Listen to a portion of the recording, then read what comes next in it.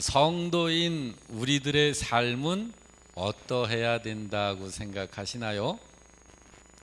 성도인 우리들의 삶은 어떠해야 된다고 생각하시나요? 잘 사는 것이겠죠. 그러죠? 잘 사는 거 맞나요? 틀리나요? 맞습니다. 잘 살아야 돼요. 꼭 잘 살기를 바랍니다. 아멘 하는 대로 되시길 바랍니다. 여러분의 삶이 형통하기를 축복합니다. 여러분의 삶의 모든 부분에 여유가 있게 되기를 축복합니다. 여러분의 마음, 여러분들의 가정, 가족들의 마음이 평안하기를 주님의 이름으로 축복합니다. 여러분의 가정이 부유해지기를 축복합니다. 그래서 여러분의 모든 부분에 행복하시길 주의 이름으로 축복합니다. 자, 하나님이 이걸 원하실까요? 원하시고 말고요. 원하시는데요. 자, 이제 우리가 정말 센스 있게 꼭 알 것이 하나 있어요. 무엇을 꼭 알아야 되냐면, 우리가 알아야 될 것은 진리의 말씀의 지식이겠지만 그 가운데에서 중요한 부분들이 있어요. 자, 여러분, 진짜 몰라서는 안 되는 성도의 삶이 있지 않을까? 여러분과 저는 어차피 성도로 사는 거예요. 성도로서 이 세상을 사는데 정말 성도가 몰라서는 안 되는 진짜 중요한 성도의 삶이 있지 않을까 하는 거예요. 하나님의 자녀라면 반드시 살아야 하는 그 삶이 있지 않을까. 하나님의 자녀라면. 왜 그러냐면요, 왜 이 부분을 살펴봐야 되냐면, 예수님이 이런 말씀을 분명하게 확실하게 주셨어요. 누구든지 아무든지 이러한 자는 내게 합당치 않다 그랬거든요. 그러므로 성도인 우리가 반드시 알고 반드시 살아야 되는 그 어떤 삶이 있어요. 마태복음 10장 38절에 보면 이런 말씀을 하고 있습니다. 자, 이 부분을 같이 읽겠습니다. 시작. 또 자기 십자가를 지고 나를 따르지 않는 자도 내게 합당하지 아니하니라. 여기 하나를 말했어요. 각자 나의 십자가가 있는데 나의 십자가를 내가 지고서 예수님을 따라야 된다.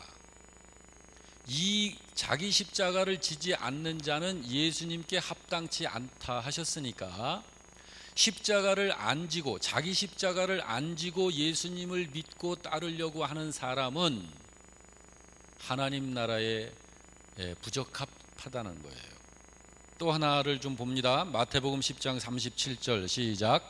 아버지나 어머니를 나보다 더 사랑하는 자는 내게 합당하지 아니하고 아들이나 딸을 나보다 더 사랑하는 자도 내게 합당하지 아니하다 했어요. 그러면 이 사랑 부분에 있어서 지금 여기에 사랑을 이야기하는데요, 지금 이거 사실은 사랑 얘기하는 거 아니에요.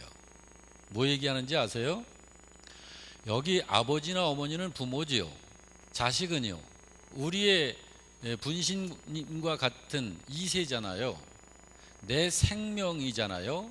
그런데 근데 이 자식이나 부모님이나 예수님보다 더 사랑하는 자는 예수님께 합당치 않다라는 이 말은 부모님이나 자녀가 하나님이 될 수는 없다라는 얘기예요. 그러므로 주님만이 하나님이시다라는 거예요.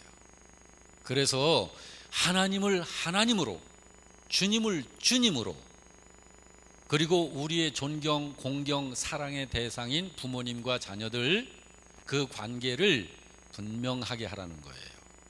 자, 그래서 이런 부분에 분명하지 못해서 부모님이나 내 자녀가 내게 있어서 하나님보다 더 앞장선 그런 신적 우상이 되게 되면 하나님 나라에 합당하지 않다는 거예요. 그 다음에 또 하나를 좀 볼 게 있어요. 누가복음 9장 62절인데요. 다 같이 시작. 예수께서 이르시되 손에 쟁기를 잡고 뒤를 돌아보는 자는 하나님의 나라에 합당하지 아니하니라. 자, 여러분, 지금 손에 쟁기를 잡는 이 사람은 왜 쟁기를 잡을까요? 이건 일하는 거예요. 사역입니다. 사역. 하나님 나라의 일을, 여러분, 우리가 이게 이제 비유로 말씀을 하신 건데, 그래서 세상에서 그 농사 짓는 이 일을 하면서 쟁기를 손에 잡은 자가 자꾸 다른데 한눈을 팔게 되면 농사가 안 된다. 그런 자는 농사에 합당치 않다라고 하는 것처럼 우리가 하나님 나라의 일을 하는 거룩한 사람들인데 하나님 나라의 일을 한다 하면서 자꾸 우리가 하나님 등지고 세상의 마음을 뺏기고 자꾸 한눈을 팔게 되면 하나님 나라에 합당치 않다는 거예요. 여러분, 왜 자꾸 세상에다가 한눈을 팔게 될까요? 우리 마음의 어떤 부분들이 세상을 자꾸 사랑하기 때문이에요. 어떤 부분에 있어서는 하나님보다 세상이 우상이 되어 있기 때문에 그래요. 그런 자들은 주님께 합당하지 않다는 거예요. 이 부분은 여러분과 제가 믿음으로 기도하는 기도에 있어서도 마찬가지예요. 우리의 기도에도 보면 우리가 축복하는 기도를 참 많이 하죠. 그런데 우리가 축복하는 그 기도도 마찬가지여서 마태복음 10장 12절 이하에 보면 주님이 이렇게 말씀하셨어요. 마태복음 10장 12절 13절 시작. 또 그 집에 들어가면서 평안하기를 빌라. 그 집이 이에 합당하면 너희 빈 평안이 거기 임할 것이요 만일 합당하지 아니하면 그 평안이 너희에게 돌아올 것이니라. 하나님의 자녀인 여러분과 제가 숨만 쉬어도 숨소리를 하나님은 다 들으셔요. 우리 아버지는. 근데 여러분과 제가 기도를 한다, 아버지께 구한다, 청구한다, 하나님이 다 들으세요. 그거. 근데 우리가 기도할 때 그 어떤 사람들을 축복하면서 기도할 때 우리는 그를 축복하며 기도하는데 그를 완벽하게 완전히 아시는 하나님께서 우리의 기도를 들으시고 과연 우리가 축복하는 그 축복이 그 사람에게 합당하면 너의 비는 축복을 그에게 쏟으실 것이지만 하나님께서 보실 적에 우리가 비는 그 사람에게 하나님의 복을 받기에 합당치 아니하면 그에게 복을 내리시지 아니하고 그 복을 반사하여 그 복을 구하는 너에게 하나님이 축복하시겠다는 거예요. 기도에 있어서도 마찬가지예요, 여러분. 바로 그런 것입니다. 그래서 여러분, 예수님은 이런 사실에 대해서 분명하게 말씀하셨어요. 그런데 이 말씀을 성도로서 마땅히 반드시 알고 살아야 할 성도의 그 삶이 있는데 이걸 누구한테 이야기하신 걸까? 이걸 성경에다가 그냥 이야기해놓고 아무나 읽은 사람은 듣고 그렇지 못한 사람은 어쩔 수 없고 그렇게 이야기하신 게 아니에요. 성경에 보면은요, 마태복음 16장 24절에 누구한테 이 말씀을 하셨는지를 한번 여러분 살펴보시길 바랍니다. 시작. 이에 예수께서 제자들에게 이르시되 누구든지 나를 따라오려거든 자기를 부인하고 자기 십자가를 지고 나를 따를 것이니라. 누구한테 이 말씀하셨어요? 제자들한테. 자, 그러면 여기서 말하는 제자는 누굴까요?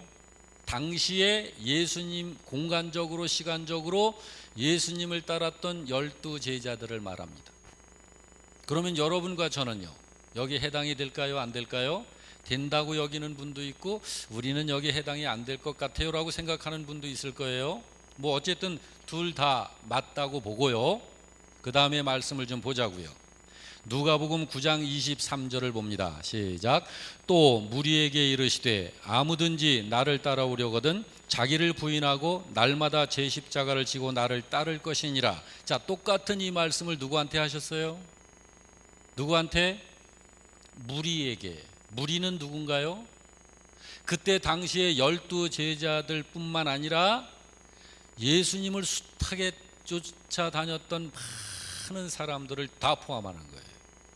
자, 그 많은 사람들을 한마디로 뭐라고 부르죠? 예수님을 따르는 사람들, 신자라고 불러요. 그러면 여러분과 저는 제자에 포함되기도 하고 무리에 포함이 될 수도 있겠죠. 그렇죠? 이 둘 중에 어느 쪽인가요? 사실은 성경에서는 예수님을 믿고 예수님을 닮아가며 예수님을 영접하여 하나님의 자녀가 된 모든 진정한 신자는 예수님의 제자라고 그럽니다. 전부 다 예수님의 제자라고 그래요. 왜 그러냐면 예수님을 닮아가야 하는 사람이기 때문에 그래요. 여러분과 저는 예수님의 제자인 줄 믿으시기 바랍니다. 자, 그러므로 제자들에게 똑같은 말씀하시고 무리들에게도 똑같이 말씀하셨어요. 근데 여기서 주님이 그치시지 아니하셨고 성경을 또 한 군데 더 봅니다. 마가복음 8장 34절 시작. 무리와 제자들을 불러 이르되 누구든지 나를 따라오려거든 자기를 부인하고 자기 십자가를 지고 나를 따를 것이니라. 이번에는 예수님께서 누구에게 이 말씀을 하셨어요? 무리들을 부르시고 제자들을 부르셔서 다 함께 이 말씀을 하셨어요. 자, 그럼 여러분, 이 세상에서 성도에 합당한 삶이 뭐라는 거예요? 성도에 합당한 삶이 누구든지 자기의 십자가를 지고 예수님을 따라야 된다라는 거예요. 그렇지 않으면 예수님께 합당치 않다는 거예요. 자, 그러면 여러분, 여기서 이제 우리들이 중요하게 생각해야 할 것이 있어요. 십자가를 지고 가는 삶이 누구 삶이었나요? 한마디로 얘기해서 십자가 지고 갔던 삶이 누구 삶이었어요? 예수님 삶이었죠. 그러면 예수님은 누구 십자가를 지신 건가요? 예수님은 십자가를 안 지셔도 되는 분이세요.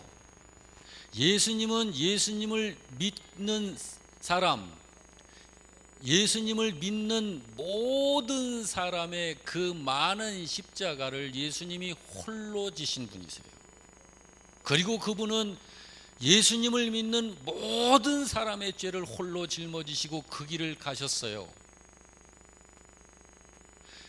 누구든지 자기 십자가를, 여러분과 저는 각자에게 있는 나의 십자가만 지고 가면 돼.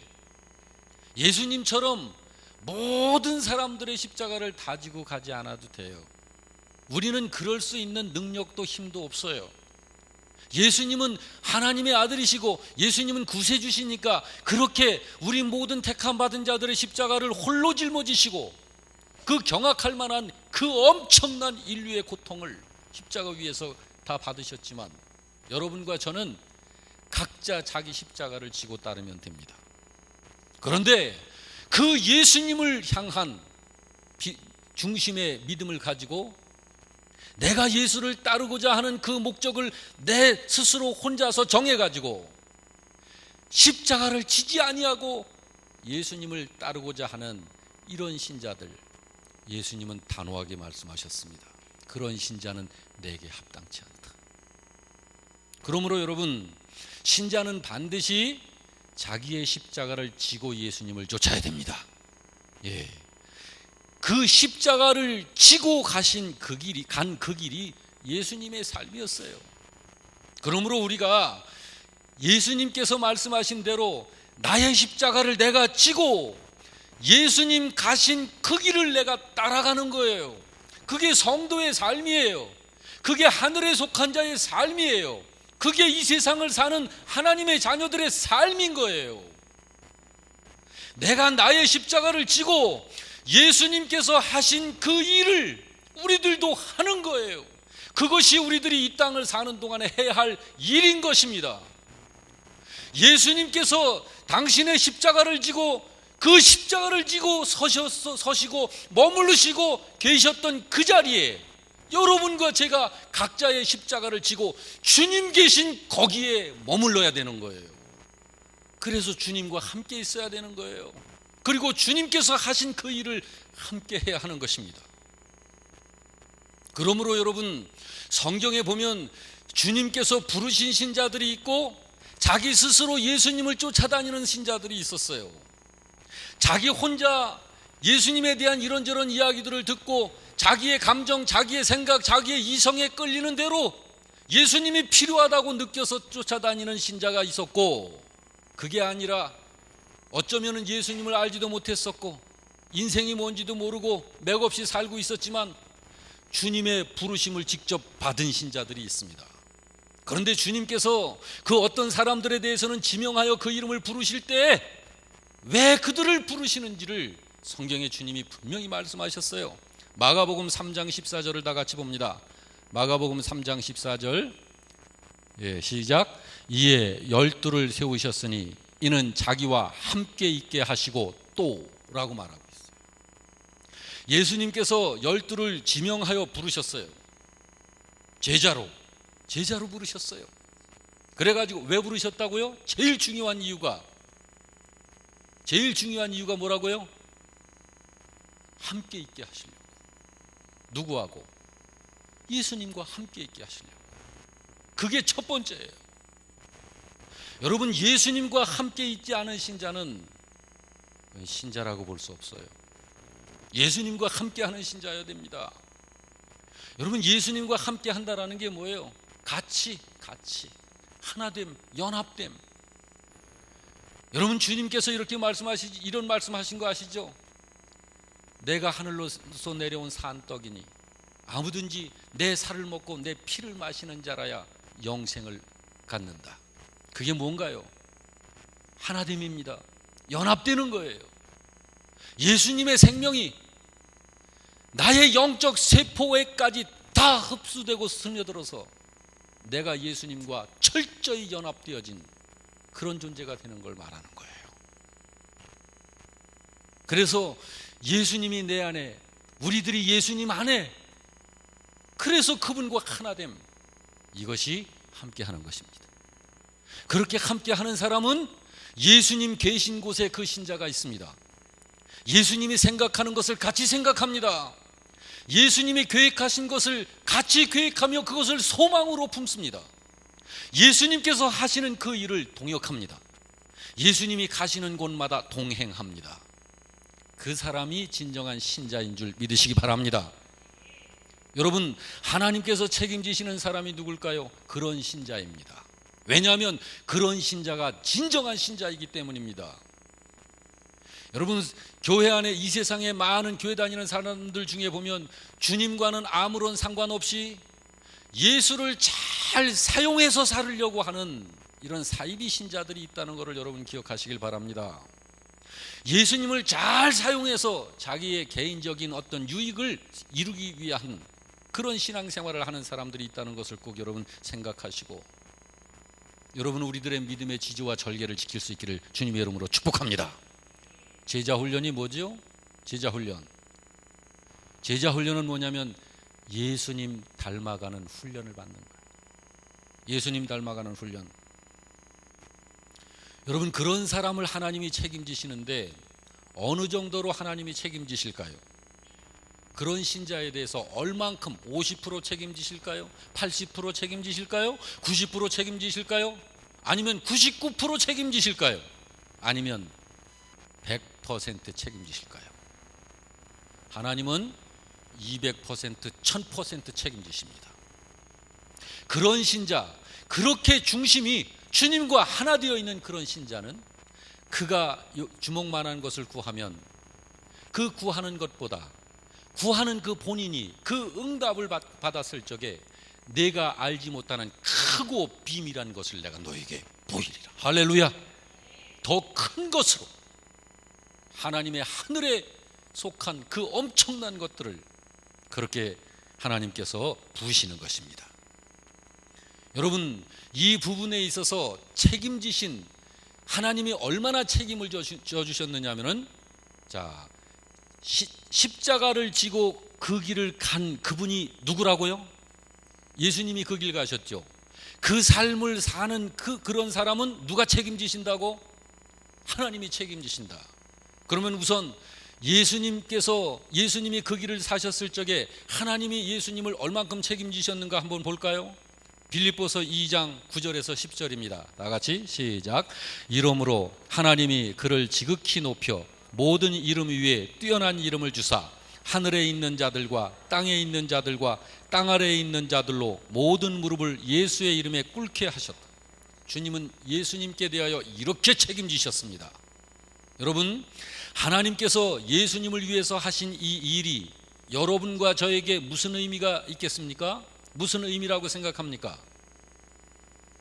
하나님께서 십자가를 지시고 그 길을 묵묵히 걸어가신 그 예수님을 하나님께서 그렇게 완벽하게 책임을 지셨는데 이 사실이 오늘 나의 십자가를 지고 이 길을 걷고자 하는 신자에게 무슨 의미가 있을까요?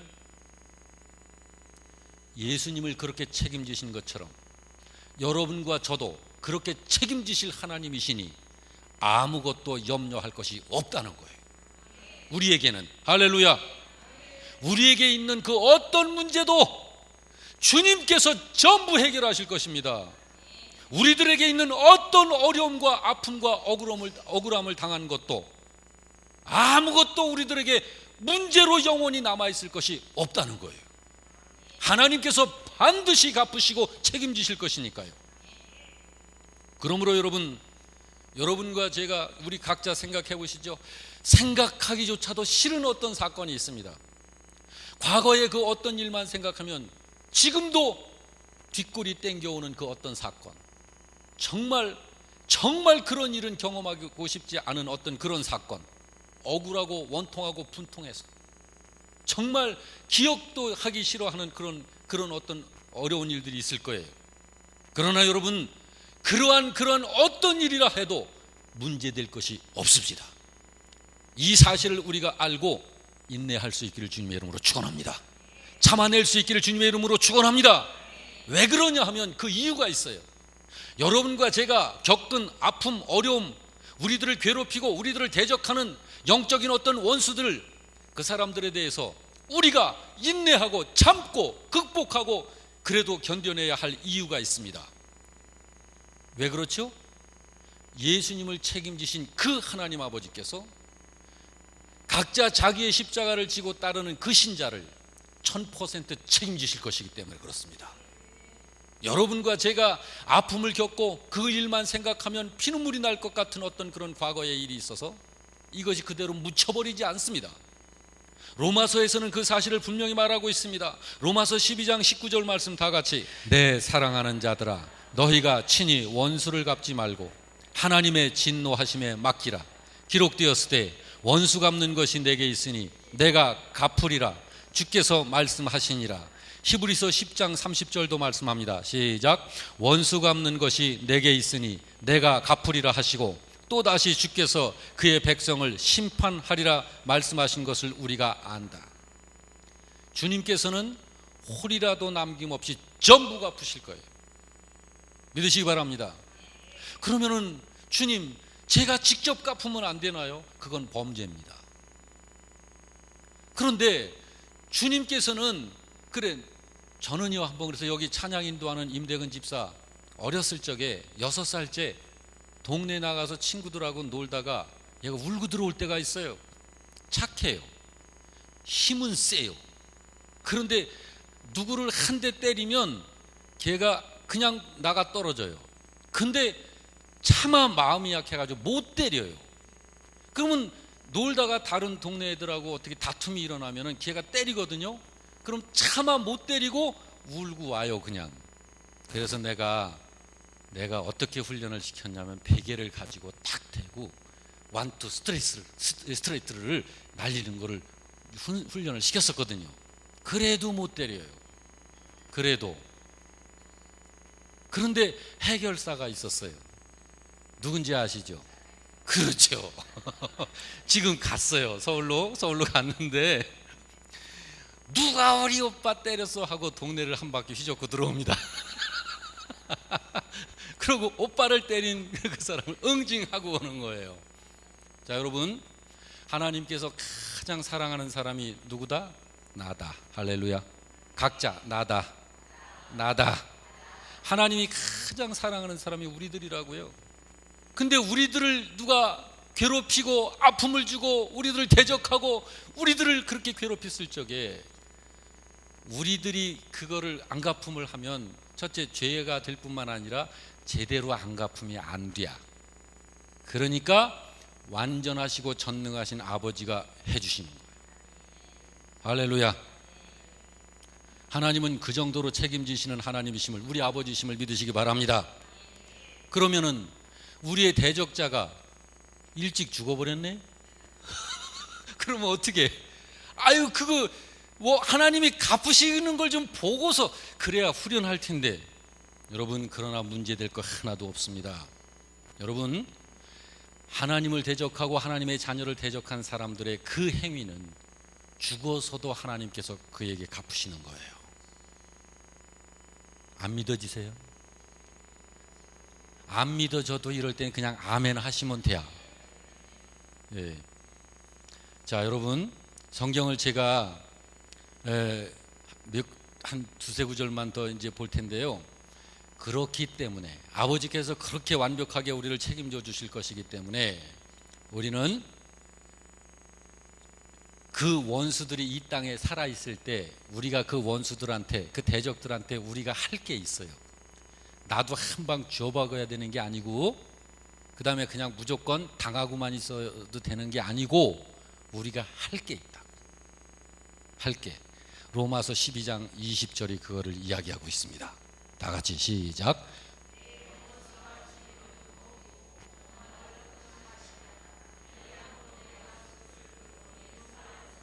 우리가 이렇게 하는 거예요.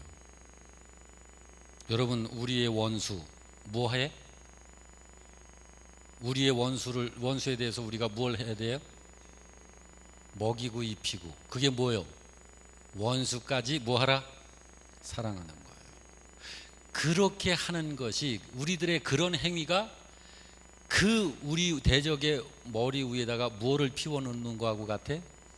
숯불을 피워놓는 거하고 똑같아요. 여러분, 사람 머리 위에다가 숯불 피워봐. 그거 어떻게 되겠어요? 부항 떠보신 분들. 자, 여러분, 우리는 이 세상을 이렇게 원수에 대해서도 어떻게 상대하고 살아야 할지, 우리가 억울한 일을 겪은 그 일 앞에서 우리가 스트레스 받고 그냥 힘들어 할 게 아니라 우리가 그런 일 앞에서는 어떻게 신자로서 처신을 해야 할지 주님은 분명하게 말씀 주셨습니다. 여러분, 두말할 것도 없어요. 2015년도 마지막 주를 보내면서 지금 여러분과 제가 복 있는 사람입니다. 우리처럼 복 있는 사람이 어디 있어요? 예. 오직 하나님의 말씀을 따라, 믿음을 따라 순종하여 살면, 여러분, 이런 사람은 하나님이 1000% 책임지시는 거예요. 억울한 일이 자꾸 생각나세요? 기도하세요. 하나님이 다 갚으십니다. 하나님이 정리해 주십니다. 하나님이 교통정리 다 해주셔요. 며칠 전에 우리 차가 뒷부분이 깨졌어요. 뒷바퀴 있는 데가 다 망가지고 그렇게 됐어요. 요 옆에 주차장이 있는 데서 천천히 진입을 하고 있고, 옆에 주차된 차들이 있었는데 진입을 얼추 했는데 그 차 중에 하나가 배란간 후진을 해서 푹 튀어나오는 바람에 제 차 뒷바퀴 있는 데를 상했습니다. 많이 상했어요. 자, 그러면은 우선 어떻게 해야 되나요? 자, 이제 우리 상식적으로 이제 이렇게 하고 이제 뒷골을 잡고 이제 문을 열고 나와야죠. 그래야죠. 그래요, 안 그래요? 그래요. 아이, 말해봐. 그래가지고 나와가지고 우선 인상 아픈 표정 이제 짓고, 그 다음에 이제 그 상대편 운전자에게 아줌마 이제 불러야 되잖아요. 자, 저도 그랬을까요? 안 그랬을까요? 제가 그 교통 그 사고 처리 담당하는 분이 저한테 100% 책임이 없대요. 그쪽 책임이래요. 근데 제가 공손히 내려가지고 웃으면서 아이고, 아주머니 못 보셨나 보죠? 그러니까 딱 쳐다보고 아무 소리도 안 해요. 아, 미안하다고 말해야 될 거 아니에요. 자기가 잘못했는데 아무 소리도 안 해요. 그래서 내가 그랬어요. 저 사람이 사고를 내서 너무 미안하니까 말을 못 하는가 보다. 그래가지고 운전하다 보면 또 실수할 때도 있어요. 너무 마음 상해하지 마세요 하고 인사를 그렇게 말했는데도 아무 소리를 안 해요. 그래가지고 그냥 이 사고 담당 그 불러가지고 와가지고 그 사람들이 사진 찍고 이렇게 해서 이제 갔어요. 그렇게 갔는데 말 한마디도 없이 가버렸어. 내 속으로 어떤 생각이 들을까요? 에이? 그런 마음이 당연히 들죠. 사람들이 그렇다고요. 그래가지고 더 가관인 게 뭐냐면은 사고 담당자한테 저한테 전화가 왔어요. 목사님한테는 아무 잘못이 없는데요, 그 사람하고 통화를 하니까 한 20분이 넘게 통화를 했는데 자기가 피해자라고 그러더래요. 그래서 무슨 그런 피해자가 다 있냐고. 그래가지고서 처리를 다 하고 우리 교회 차 수리하고 하는데 우리는 이렇게 재정 담당 하나도 이렇게 안 들어가고 잘 수리를 마쳤습니다. 여러분, 다른 사람 같으면 어떻게 말했을까요? 집에서 밥이나 하고 설거지하고 하지 무슨 운전하고 나와가지고 이렇게 사고 내고 그러냐고 그러겠죠. 그러죠? 그래, 그 처리를 그렇게 하면서 저는 시간을 낭비한 것이 좀 꽤 있어요. 그래서 차 갖다 맡겼죠. 오매 감에 그냥 내 귀한 시간을, 이제 그런 것들이 있지만 뭐 그럴 수도 있다 이해를 하면서, 자 여러분, 이런 일뿐만 아니라 우리가 세상에서 겪는 여러 가지 겪지 않았으면 좋았을 그런 일들이 수시로 있단 말이에요. 그런 어떤 일이 있어도 여러분과 저는 하나님의 자녀입니다. 그 사람이 복이 없는 사람이어도 여러분과 저는 하늘의 복이 있는 사람인 줄 믿으시기 바랍니다. 그러므로 우리가 이 세상을 살 때 우리의 삶의 모양새는 분명히 있어요. 어떻게 살 줄 잘 모르겠다, 그런 말 하지 마세요. 저를 따라 합시다. 나의 십자가가 있다. 내 십자가를 지고 예수님을 쫓아가는 생활, 그것이 우리들의 삶이다. 믿으시기 바랍니다. 할렐루야.